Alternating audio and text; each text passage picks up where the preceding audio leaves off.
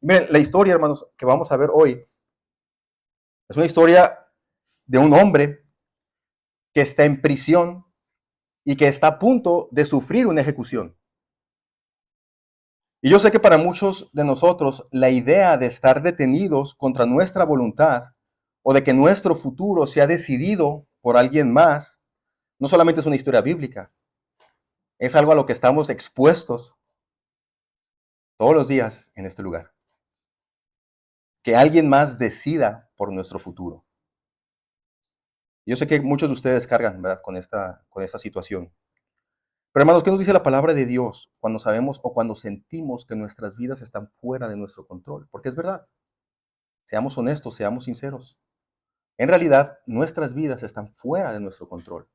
Pero hay ocasiones que nosotros sentimos que tenemos control sobre nuestra vida. Lo sentimos así. Porque vemos seguridad, vemos estabilidad, no sé, económica, financiera, política, y está bien, ese sentimiento de todo está bajo control. Pero hay ocasiones cuando sabemos que totalmente nuestras vidas están fuera de nuestro control, que de la noche a la mañana nuestra situación puede cambiar. El caso que acabo de mencionar ahorita de nuestro hermano. De la noche a la mañana le cambió la situación. Sacudió los cimientos de su familia. Y eso nos puede pasar a cualquiera de nosotros también. Entonces, hay ocasiones cuando atravesamos esta clase de situaciones, cuando sabemos que las cosas no están en nuestro control. Y la historia que vamos a ver hoy, hermanos, tiene que ver con eso. Dice la palabra de Dios, Hechos capítulo 12.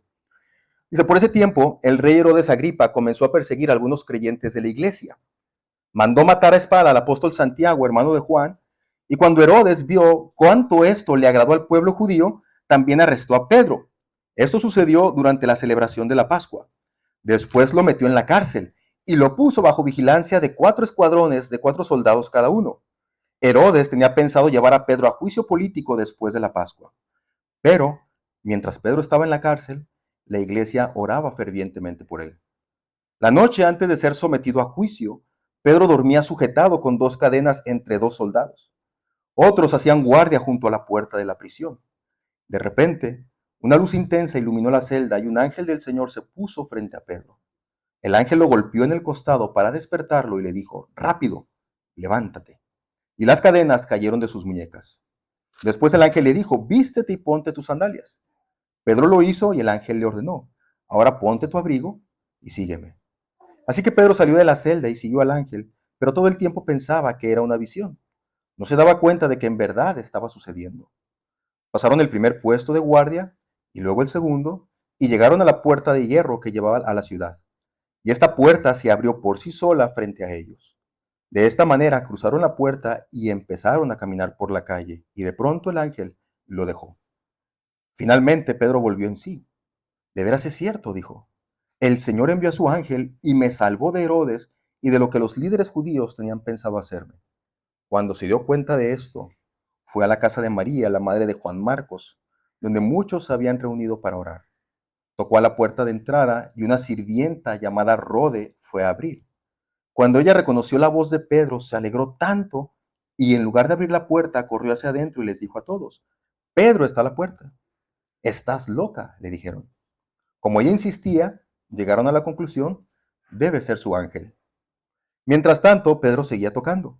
Cuando por fin abrieron la puerta y lo vieron, quedaron asombrados. Él les hizo señas para que se callaran y les contó cómo el Señor lo había sacado de la cárcel. Díganles a Santiago y a los demás hermanos lo que pasó. Y dijo, y después se fue a otro lugar. Al amanecer hubo un gran alboroto entre los soldados por lo que había sucedido con Pedro. Herodes Agripa ordenó que se hiciera una búsqueda exhaustiva para encontrar a Pedro. Como no pudieron encontrarlo, Herodes interrogó a los guardias y luego los condenó a muerte. Después Herodes se fue de Judea para quedarse en Cesarea por un tiempo. Bueno, nos enfrentamos ante un pasaje del que fácilmente podemos sacar conclusiones erradas. Algunos, así como con la historia de Jonás, algunos considerarían aquí que lo más importante de este relato es que Pedro fue liberado de la cárcel por mano de un ángel, ¿o no? Yo creo que de todo el relato que leímos, eso es lo que se nos quedó en la mente, ¿no? Como llegó aquel ángel, todos los guardias estaban dormidos, se le caen las cadenas a Pedro y Pedro va atravesando las puertas, dice la Biblia que las puertas se van abriendo automáticamente y Pedro sale hasta afuera. Y así como con la historia de Jonás, nos quedamos con la historia ahí del pez, podemos pensar que que el propósito principal de esta historia es cómo Dios nos puede liberar milagrosamente de los problemas. La razón, hermanos, por ello es que la narrativa de este milagro ocupa el 90% de este pasaje. Si se dieron cuenta, la mayor parte está centrada en cómo el ángel liberó a Pedro. Y predicarían quizás un sermón titulado así: espera un milagro poderoso en tu vida. O el poder de Dios que te libera de todos tus problemas. Eso es un enfoque que le podrían dar a este pasaje. Otros señalan que el versículo 5 es la clave. Es decir, que porque la iglesia estaba orando fervientemente por Pedro, es que Dios liberó a Pedro. El énfasis en este caso, en una predicación, sería que los cristianos debemos perseverar fervientemente en la oración, porque en la oración hay poder. Y algunos dirían oraciones que liberan, o el poder del cristiano está en la oración. Algunos podrían, hermanos, pensar que ese es el tema principal del pasaje, pero no es así, hermanos. Ese no es el tema principal del pasaje. Unos se enfocan en el milagro y otros se enfocan en lo que tú tienes que hacer para desatar el poder de Dios. ¿Es esto correcto? Nos preguntamos. Sin duda, hermanos, que estos enfoques parecen atractivos porque ¿a quién no le gustaría recibir un milagro como el de Pedro? ¿A quién no le gustaría de pronto ser así liberado de una situación tan complicada y que de repente descienda un ángel del Señor y nos saque de aquella situación? ¿A quién no le gustaría? Yo creo que si yo levanto soy el primero que levanta la mano si me dicen, ¿te gustaría ver algo así en tu vida? Yo digo, me encantaría, por supuesto, ver algo así. ¿O a quién no le gustaría que Dios siempre respondiera a nuestras oraciones de la manera en que queremos que sean contestadas? ¿A quién no le gustaría eso? Señor, que lo que yo te pida se cumpla, tal y como te lo estoy pidiendo. ¿A quién no le gustaría eso? Por supuesto que a todos nos gustaría algo así. Pero yo creo, hermanos, que este par de enfoques erran o yerran en la enseñanza de lo que nos está queriendo decir aquí la palabra de Dios y del mensaje general de la Biblia. Porque distorsionan lo que la Biblia dice acerca de Dios, acerca de los milagros y acerca de la oración. Quizás lo notaron, o quizás no. Pero en esta historia aparecen dos apóstoles, no solamente uno. En esta historia aparecen dos apóstoles. Uno de ellos, Jacobo o Santiago, que es el mismo. Si de pronto yo digo Jacobo, si de pronto digo Santiago, me estoy refiriendo a la misma persona. Nada más que algunas, depende de la versión que estés leyendo, algunos le van a decir Santiago y otros Jacobo, pero es la misma persona. Entonces está este apóstol, Jacobo o Santiago. Y el otro es Pedro. Hay dos apóstoles aquí. Y Jacobo es el hermano de Juan, los hijos de Zebedeo, pescadores. Fue de los primeros discípulos que el Señor Jesucristo fue a llamar para que fueran pescadores de hombres. Entonces aquí está Jacobo y está Pedro. Pero uno muere y el otro es liberado. Y leyendo el texto, hermanos, nos podemos preguntar, ¿acaso la iglesia no oró fervientemente por Santiago así como oró por Pedro? ¿Sí me estoy explicando? Porque algunos podrían decir, es que el enfoque aquí de este pasaje es que como la iglesia oró fervientemente por Pedro, es que Dios lo liberó. Pero ¿y entonces la iglesia no oró por Santiago? ¿La iglesia no oró por Jacobo? ¿O es que Santiago no tenía tanta fe como si la tenía Pedro? Porque de pronto hay esta idea, ¿no? De que tú tienes que creerle al Señor. Pídele al Señor con fe. Y si no lo recibes es porque no tienes fe. Si no lo recibes así como tú quieres, es porque no tienes fe. Y algunos caen en este error. Y algunos hasta cargan con esa culpa, ¿no? Van a un culto de supuestamente sanidad, de que el Señor te va a sanar de cualquier enfermedad que tú tengas. Solamente tienes que tener fe. Y están ahí y ya estás en todo un acto, ¿no? Toda una escena muy grande, un acto teatral. Sientes hasta quizás calor en tu cuerpo por todo aquel movimiento que hay entre las personas y no te sanas. O el Señor no te sana. ¿Y qué empieza a pensar aquella persona? Es que no tengo fe. Y entonces cargan con esa culpa. Es que el Señor no me concede esto porque yo no tengo tanta fe como aquella persona a quien el Señor sí sanó. ¿O no es así? Es algo muy común. Qué triste que algunos utilicen la sanidad de nuestro Señor con malos fines, con efectos negativos, con todos estos malos pensamientos. Creo, hermanos, que estarán de acuerdo conmigo en que las respuestas a estas preguntas es que sí, la iglesia oró por Santiago, así como oró por Pedro. La iglesia oró por Santiago, así como oró por Pedro. Y que Santiago también tenía tanta fe como tenía Pedro. Es más, la palabra del Señor dice, si tu fe fuera como del tamaño de un grano de mostaza, le dirías a aquella montaña, muévete y se movería. Entonces, por el tamaño que sea la fe de Santiago, sería una fe suficiente. Santiago tenía la misma fe que tenía Pedro. Sin embargo, hermanos, Dios dispuso un final diferente para cada uno. Santiago muere y Pedro es liberado. Y es aquí donde podemos entonces hablar del misterio de la providencia de Dios. El misterio de la providencia divina. ¿Qué es, hermanos, la providencia de Dios? Yo no sé si ustedes han escuchado este concepto teológico antes, la providencia de Dios, porque lo confundimos comúnmente con la soberanía de Dios. Nosotros sabemos lo que es la soberanía de Dios, pero ¿qué es la providencia de Dios? Y aunque están relacionados, hermanos, no es lo mismo. Miren, la soberanía de Dios es que Dios tiene el derecho y la capacidad de hacer lo que le plazca, porque Él es Dios. Y eso es soberano. Nadie puede frustrar los planes de Dios. Es una cualidad inherente a su ser. Es un atributo relacionado con su omnipresencia y con su omnisciencia. Dios es soberano. Nadie se iguala a Dios en su soberanía. Puede haber presidentes, puede haber reyes, puede haber países que reclaman ser soberanos, pero en realidad el único soberano es Dios. Nadie puede decirle a Dios que no. Y Dios puede hacer lo que le plazca. Dios no está limitado, eso es alguien soberano. Ese es el concepto de ser soberano. Que Él no se limita por nadie más. Nadie lo limita a Él. Él puede hacer lo que le plazca. Eso es la soberanía de Dios. Ahora, la providencia de Dios es Dios ejerciendo su soberanía con sabiduría y con bondad. Eso es la providencia de Dios. Dios ejerciendo su soberanía con sabiduría y con bondad. En otras palabras, hermanos, Dios no usa su soberanía maliciosamente o con intenciones oscuras, sino que las usa para llevar a cabo su plan perfecto. ¿Están siendo un poquito entendiendo el concepto de la diferencia entre los dos? Dios usa su soberanía para nuestro bien. Eso es la providencia de Dios.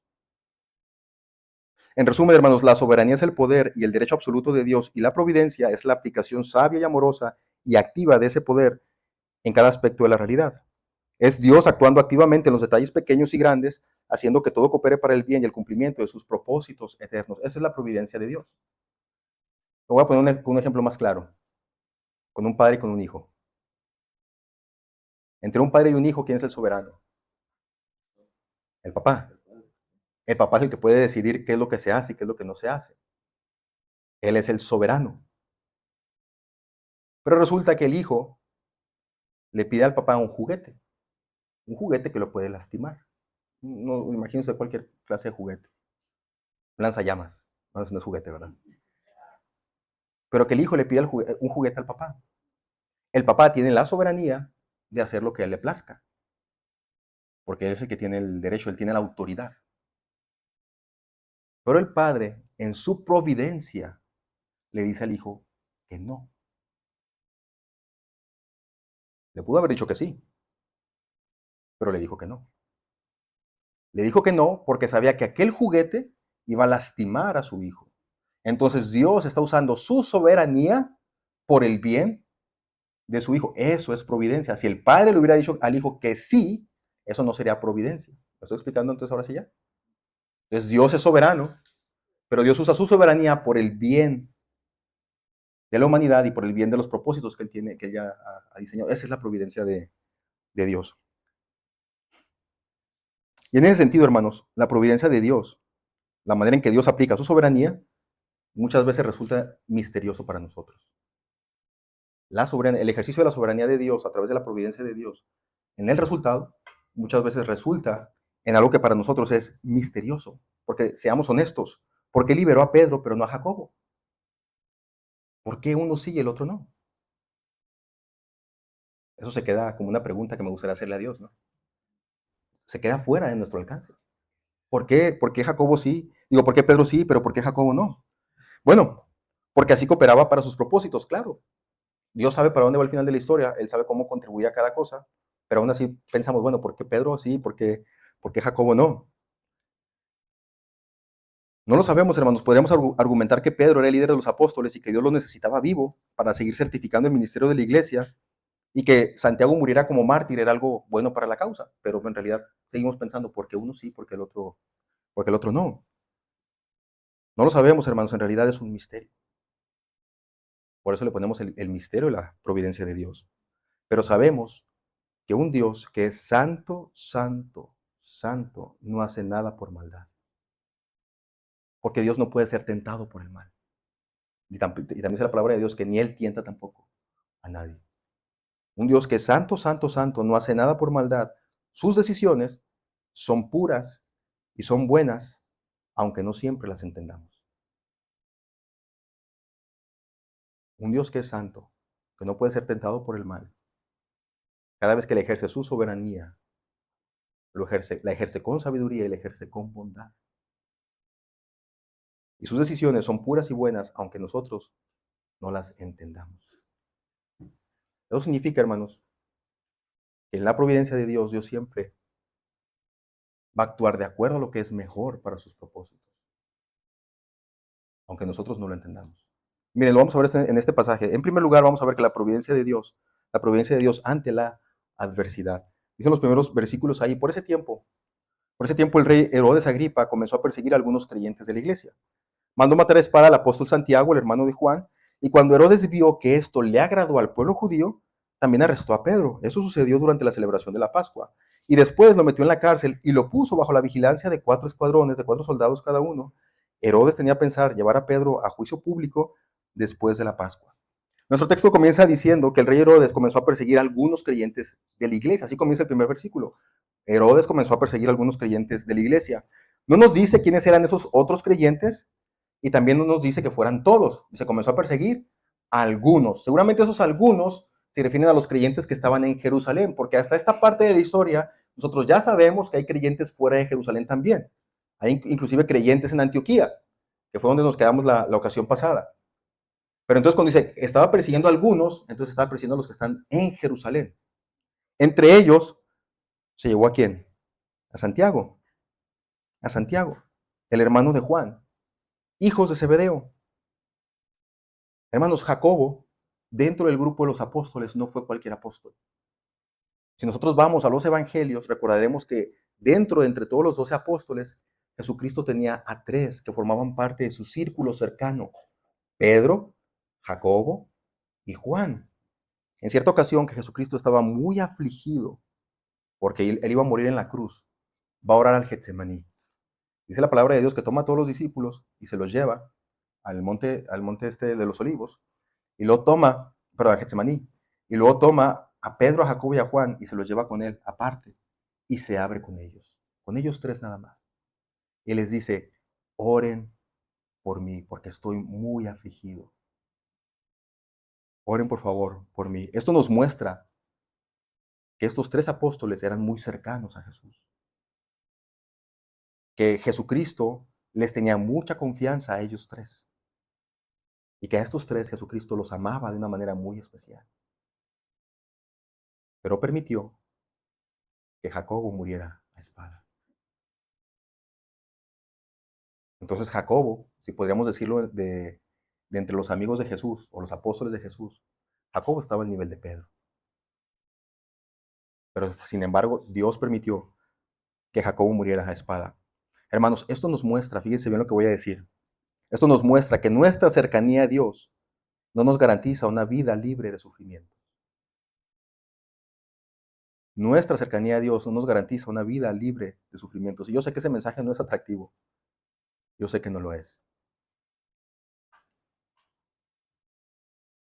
Porque pensamos, ¿verdad?, que en la medida en la que nos acercamos más a Dios, vamos a sufrir menos.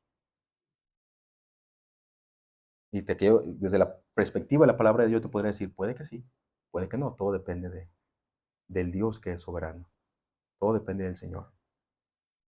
Pero si lo piensas bien, hermanos, esto es liberador, porque comúnmente caemos en el error de pensar que Dios no me bendice a mí como a otro hermano, porque yo no estoy tan cercano a él como el otro. Caemos en ese error muchas veces, no me digan que no.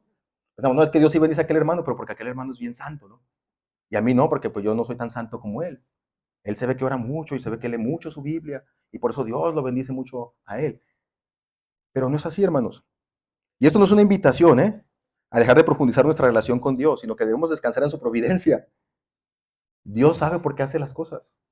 Y Dios sabe por qué permite que unos prosperen y que otros sufran. Es lo que estamos viendo aquí. Santiago fue a morir y Pedro fue liberado. Y los dos apóstoles de Jesús, del círculo cercano de Jesús. ¿Por qué permitió lo uno y por qué permitió lo otro? Por su providencia, nada más. Dios sabe por qué lo decidió así. Dice Justo González lo siguiente, es importante que recordemos esto, pues entre nosotros se ha propagado la idea de que si uno tiene fe, todos los problemas se le resolverán y todo saldrá como uno desea. Si alguien está enfermo y se ora por él, pero no sana, es porque no tiene fe. Si alguien se lanza a un ministerio atrevido en medio de circunstancias difíciles y muere por ello, habrá quienes digan que fue porque no tuvo fe o porque se metió a hacer algo que el Señor no lo había llamado. Hasta hay predicadores que dicen que si uno tiene fe en los negocios, le va a ir bien y va a prosperar. Esto no es lo que dice la Biblia. La Biblia dice, sí, que el Señor puede librar y que a veces libera a sus fieles y a su pueblo. Pero la Biblia también dice que la falta de fe lleva al castigo, tanto en el presente como en el futuro. Pero la Biblia también dice claramente que no siempre la fe produce el resultado más agradable y que a veces lo que la fe hace no es aliviar nuestros sufrimientos y dificultades, sino agravarlos.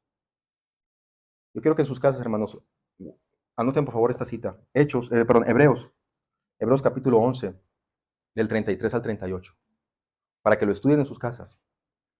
Hebreos 11, del 33 al 38. Hebreos 11, del 33 al 38. Ahí se habla acerca de los héroes de la fe. Y fíjense, de todos ellos habla que tenían fe. Pero de algunos, Hebreos 11, del 33 al 38, pero de algunos, hermanos, se nos dice que por la fe realizaron milagros portentosos. Es lo que dice ahí Hebreos 11, del 33 al 38. Pero estudienlo bien en sus casas.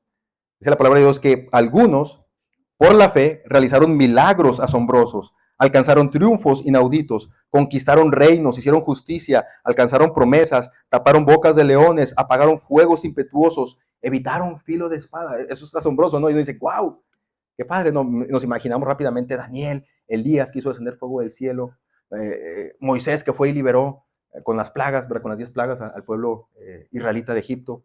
Nos imaginamos en estos hechos asombrosos, ¿verdad? Actos, iba a decir asombrosos. Pero sigue siendo el autor de Hebreos. Otros, por esa misma fe, fueron atormentados, experimentaron vituperios y azotes, fueron apedreados, aserrados, puestos a prueba, muertos a filo de espada. ¿Por qué unos hacen actos portentosos y por qué otros mueren bajo el filo de la espada? El Señor lo sabe en su soberanía. El Señor lo sabe.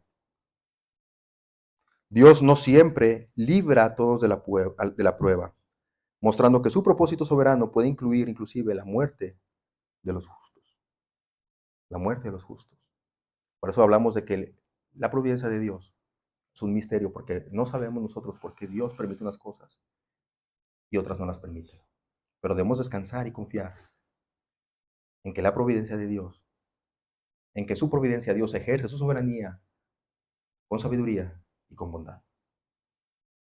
Número 2, hermanos, la providencia de Dios frente a la oración. Dice el versículo 5, pero mientras Pedro estaba en la cárcel, la iglesia oraba fervientemente por él.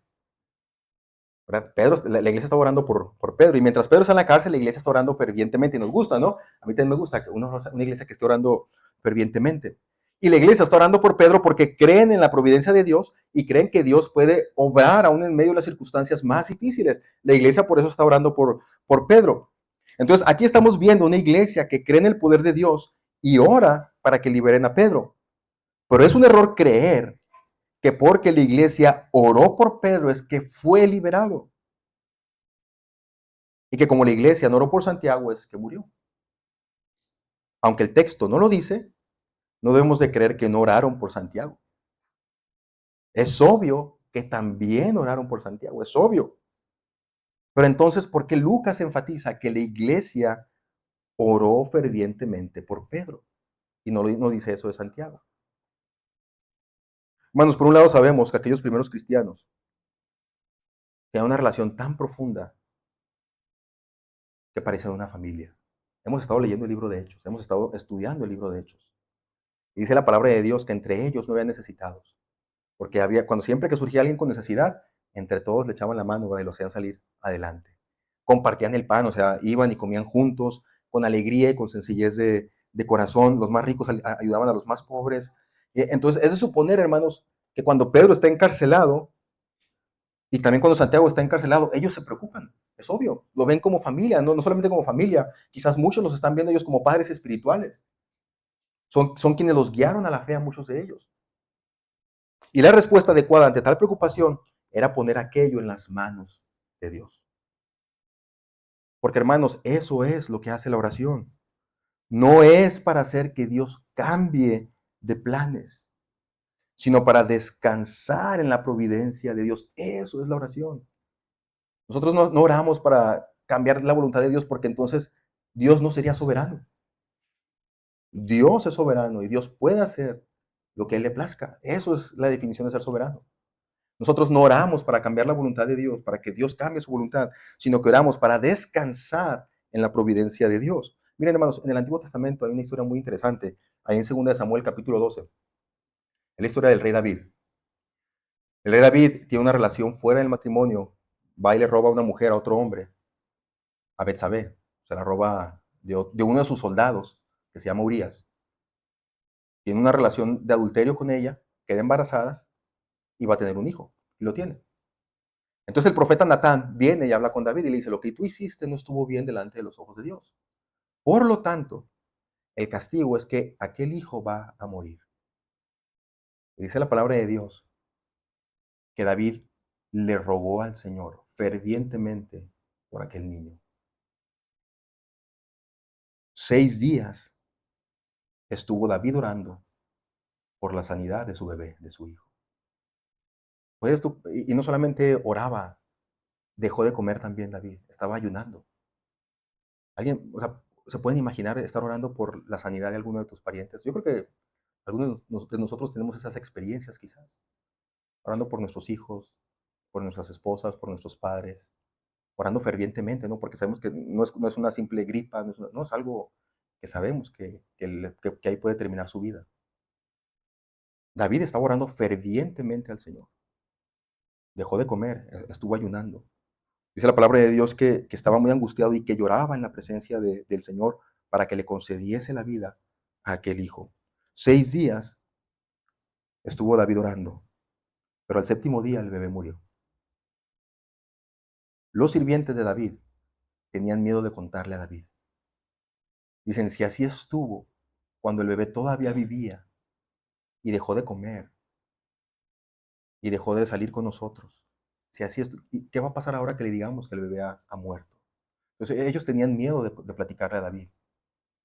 Pero dice la palabra de Dios que David intuyó, se dio cuenta de lo que estaban hablando estos siervos suyos, y entonces les preguntó, le dijo, ¿el bebé murió? Y le dijeron, sí, el bebé murió.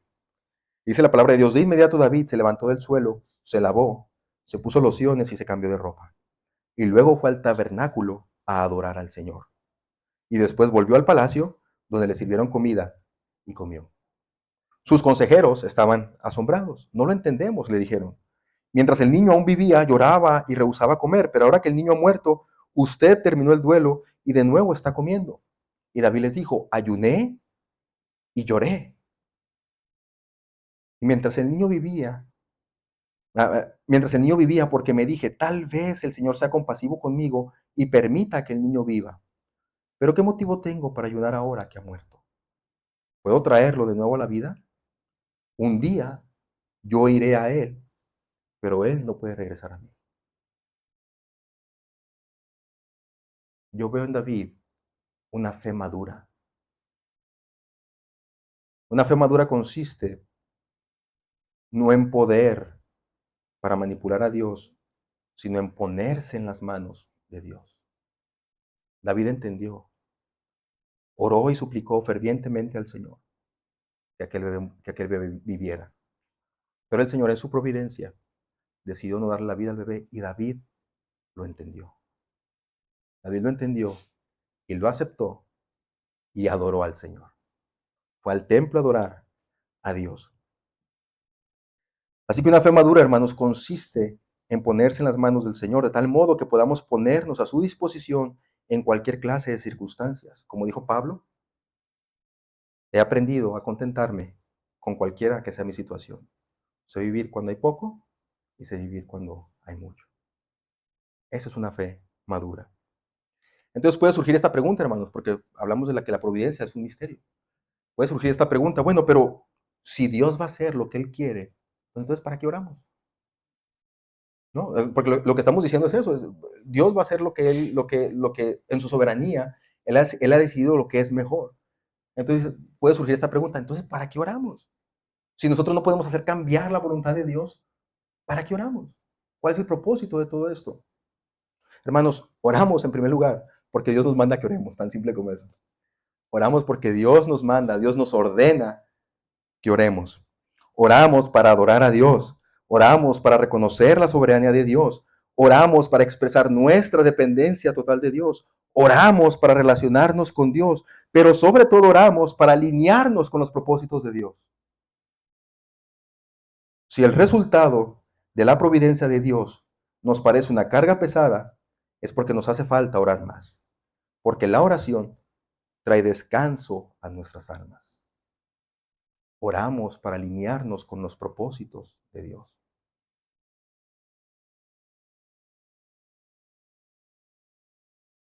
Cuando nosotros recibimos la noticia de parte de mi papá, que que le habían diagnosticado cáncer, ya en etapa 4, etapa terminal. Mi papá hace una videollamada, estábamos todos en diferentes partes de la República Mexicana, algunos en Juárez, otros en otros lugares, yo estaba en Oaxaca, en el seminario. Entonces tuvimos esta videollamada, mi papá pues en esa videollamada nos dio básicamente los resultados que le habían dicho el doctor, el diagnóstico.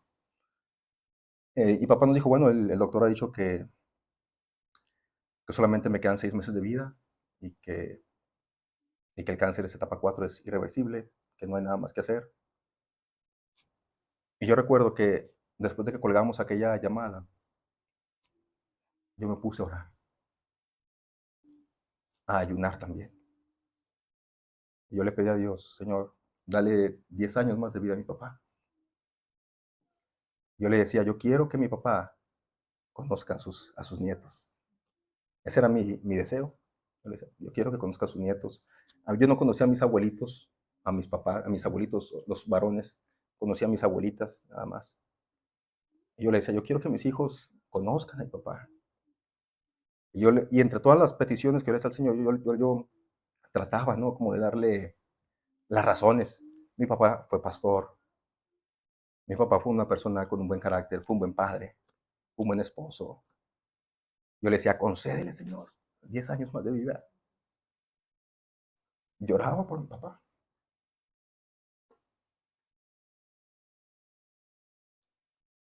El Señor le concedió 2 años más.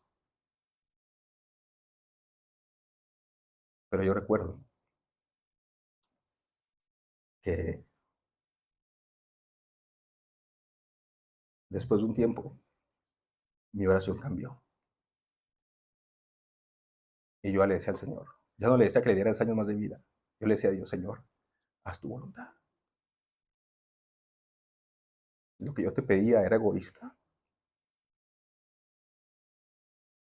Por supuesto, me hubiera gustado que conociera a mis hijos, pero yo no quiero ver sufriendo a mi papá.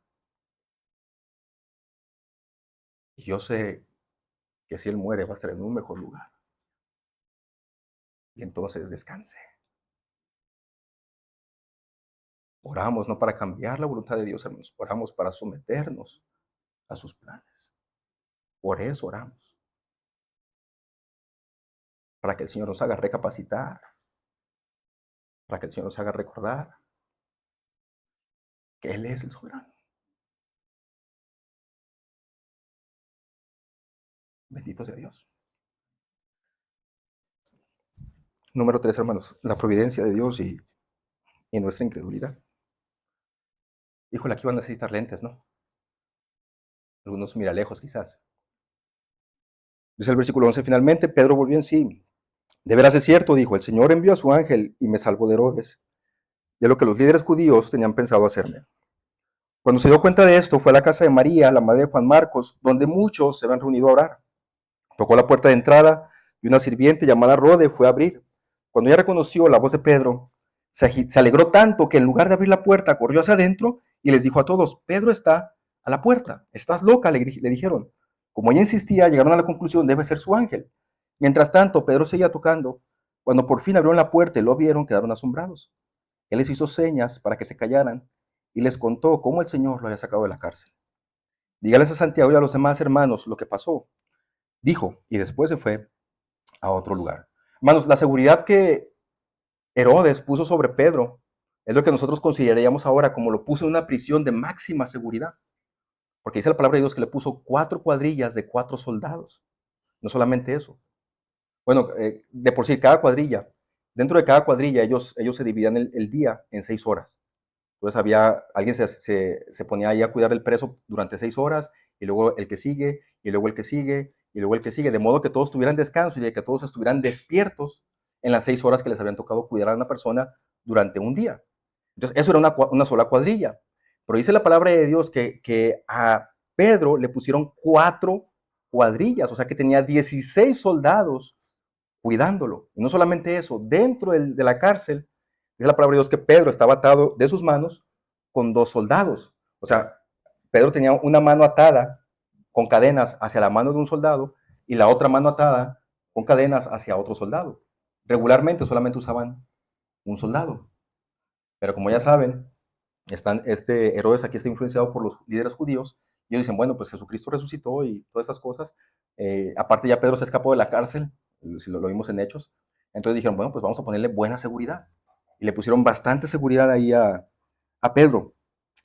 Pero hermanos, vean bien el versículo 6, porque dice, no está ahí en la pantalla, pero vean el versículo 6, porque esa era la noche antes del juicio. Era la noche antes del juicio. Y dice la palabra de Dios que Pedro estaba durmiendo. ¿Cómo estarían ustedes si supieran que mañana es un juicio? No dormía. Si a veces con un examen, ¿no? Si a veces con un examen, con una entrevista de trabajo, no duermo en la noche. Aquí les dicen, el siguiente día va a ser el juicio de Pedro. Dice la palabra de Dios que Pedro estaba durmiendo. Es más, hermanos, eso es para que les dé un poquito de risa. La palabra que se utiliza ahí cuando dice Reina Valera del 60, que el ángel del Señor tocó a Pedro, en realidad significa lo sacudió, porque está bien dormido, exactamente. Porque está bien dormido, así lo dice la nueva traducción viviente. El ángel llegó y sacudió a Pedro. Está durmiendo profundamente. Aquí nos habla, hermanos, de que Pedro está descansando en la providencia de Dios. No sabe Pedro si esta va a ser su última noche, o no sabe si Dios lo va a librar como en otras ocasiones. Pero Pedro dice, bueno, descansó. Descansó en la providencia de Dios. Pedro creía que era una visión. Incluso el ángel tiene que irle dando órdenes, como cuando, no sé si a ustedes les ha pasado cuando levantan a un niño y no se quiere despertar. Y que lo despiertan y el niño anda así todo como somnoliente. Ándale, vístete, ponte los zapatos. Y ahí anda, es como que, y ándale, levántate y ponte la camisa ahora. Ándale, y ahora, así. Ahí estaba Pedro. El ángel tiene que estar diciendo cosa por cosa. Vístete, ponte las sandalias, ponte tu abrigo, sígueme. ¿Vale? Pedro está como, sigue pensando, o está dormilado, pero sigue pensando que es una visión. Pero finalmente Pedro entendió que lo que le sucedía fue real. Pero lo irónico, hermanos, de esta situación es que Pedro va a la casa donde se supone que están orando fervientemente por él para que Dios lo libere y no creen que sea Pedro. Por eso la providencia de Dios y nuestra incredulidad. No creen que fuera Pedro. No lo podían creer. Y dice la Biblia que cuando finalmente abren la puerta quedaron asombrados. Justo González dice al respecto, qué necesaria es la fe, no solamente para pedir, sino también para recibir. En este caso, lo que Dios hizo fue lo que los cristianos pedían, pero con todo eso les fue difícil creer. ¿Cuánto más difícil es creer cuando lo que Dios hace no es exactamente lo que le pedimos? O cuando lo hace de un modo distinto al que esperamos. Dicho en otras palabras, hermanos, si no podemos creer cuando Dios contesta nuestras oraciones como tal como se las pedimos, ¿cómo vamos a creer si cuando Dios contesta de una manera diferente a como nosotros se las pedimos? Es complicado creer en la providencia de Dios. Si cuando Dios actúa de la manera en que deseamos, nos es difícil aceptar que Dios ha obrado, imagina cuando Dios lo hace contrario a lo que deseamos. He aquí el misterio de la providencia de Dios. Pero esto es lo hermoso, hermanos, que en la providencia de Dios no depende de mi credulidad o de mi incredulidad, sino en que Dios ejerce su soberanía con sabiduría y con bondad, aunque a veces no lo entienda. Podemos confiar en que a pesar de nuestra incredulidad, Dios va a obrar de acuerdo a su plan perfecto. Eso es lo hermoso de la providencia de Dios, que no depende de cuánta fe tengas tú. No depende de tu credulidad o de tu incredulidad. Dios va a obrar siempre de acuerdo a su soberanía, con sabiduría y con bondad. Siempre. Eso es liberador. Porque eso significa que el mover de Dios, que el actuar de Dios, no depende de mí. Imagínense si dependiera de mí. Pues Dios no haría nada.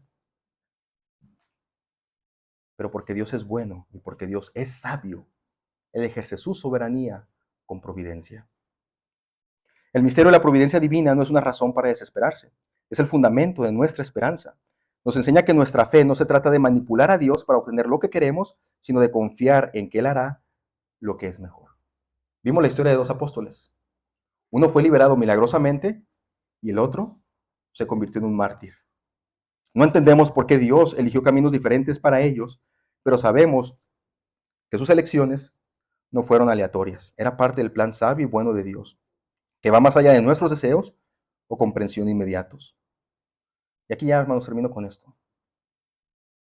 Ya sea que el plan de Dios para ti sea un rescate milagroso o un camino difícil, puedes descansar. Puedes encontrar paz sabiendo que un Dios soberano y bueno está trabajando activamente en tu vida, incluso en los detalles más pequeños. Y aunque muchas veces no entendamos el por qué, siempre podemos aferrarnos al quién, Dios. Un Dios que nos ama y un Dios que ejerce su soberanía con sabiduría y con bondad. Podemos confiar entonces en Dios. No vamos a entender muchas de las decisiones de Dios. Es algo que la Biblia no esconde. No vamos a entender muchas de las decisiones de Dios. Puede que te vaya bien, puede que te vaya mal, pero aférrate a Dios. Aférrate a Dios. Ese es lo que sí podemos encontrar en la palabra de Dios, que aún a pesar de que el camino pueda parecer difícil, de que nuestra vida pueda cambiar de la noche a la mañana, el Señor nunca nos va a desamparar. Confiemos en la providencia de nuestro Dios.